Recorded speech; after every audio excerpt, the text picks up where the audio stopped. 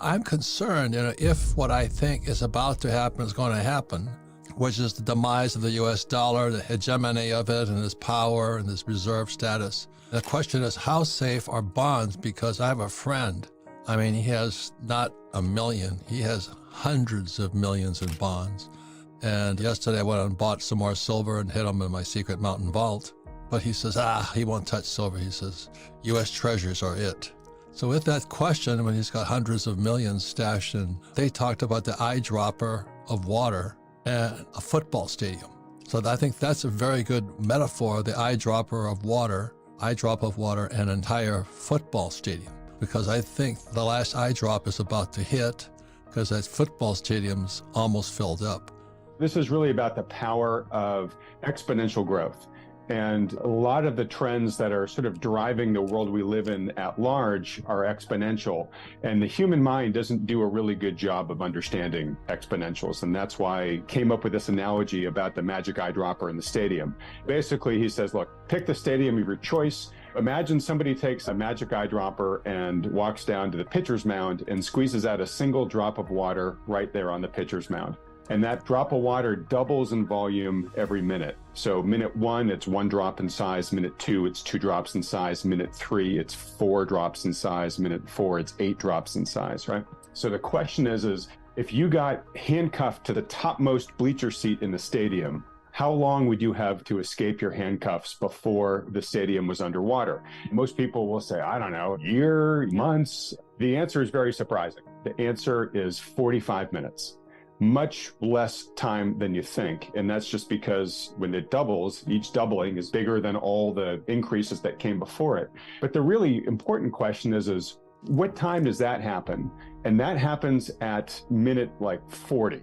By the time you see there's a problem, the stadium's filled just a couple of minutes later, right? By the time you see the issue, it's way too late to avoid it.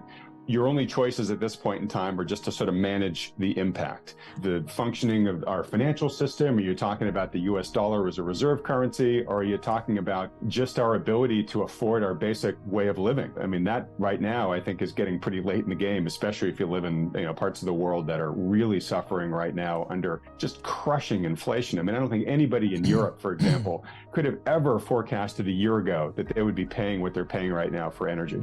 Yeah. So when you look at, a lot of times in America can't see because we're a goldfish bowl. Everybody looks in, but we don't see out.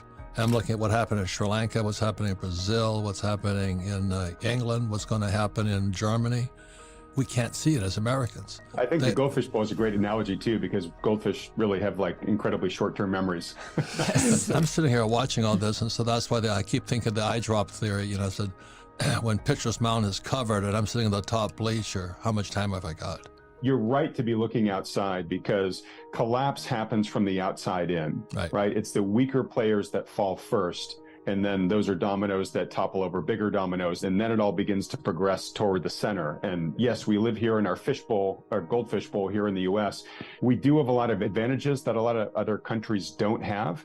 We're likely not going to be the first one to fall. We're probably likely going to be the last one. But to find out where we are in the story, we want to look out at the periphery and see how it's doing. And as you just said, Robert, the very extreme ends of the periphery are not doing well at all, right? You've got a place like Sri Lanka that's gone into full collapse, right? Yeah. I don't know if you saw the videos of the people storming the presidential palace. You got to remember, we saw a preview of this happen during the Arab Spring. They experienced sudden and extreme inflation in those countries, and all of a sudden, people couldn't feed their families or keep them warm. And when you get to that point, you really don't have any other option but to throw out whoever's in power, because whatever they're doing just isn't working for you, right? You're beginning to drown. That's what happened in Sri Lanka. That's beginning to happen with greater frequency elsewhere in the world. And Europe isn't in that case yet, but it's certainly a lot closer to that destination, sadly, than it was a year ago. When Biden abandoned Afghanistan, the next day, Saudi Arabia went to talk to China and Russia. And just a couple of days ago, Saudi Arabia switched from the petrodollar, shifting to a gold-backed yuan. And nobody even notices that. So Saudi Arabia joined forces with Russia, China, Brazil, India, South Africa. when Russia invaded Ukraine, basically the US weaponized the financial system against Russia, basically like seizing Russia's assets that were held abroad and whatnot. And a lot of other countries looked at that and said, whoa, like I'm in the US's good graces right now, but I might not always be. Exactly. And they could do that to me. So, what we've done in the response to the war in Ukraine, whatever you think about it, we have basically provided a pretty strong incentive for many countries to accelerate their plans to de-dollarize. And that's exactly what you're just talking about with the steps that Saudi Arabia took there. I certainly have heard a lot of commentary recently about the BRICS countries working on a commodity-backed currency to rival the dollar and probably going to be priced in gold grams and whatnot. Nigeria is going to join the BRICS. Yeah. So they're ganging up on the dollar. There's two more things that happened.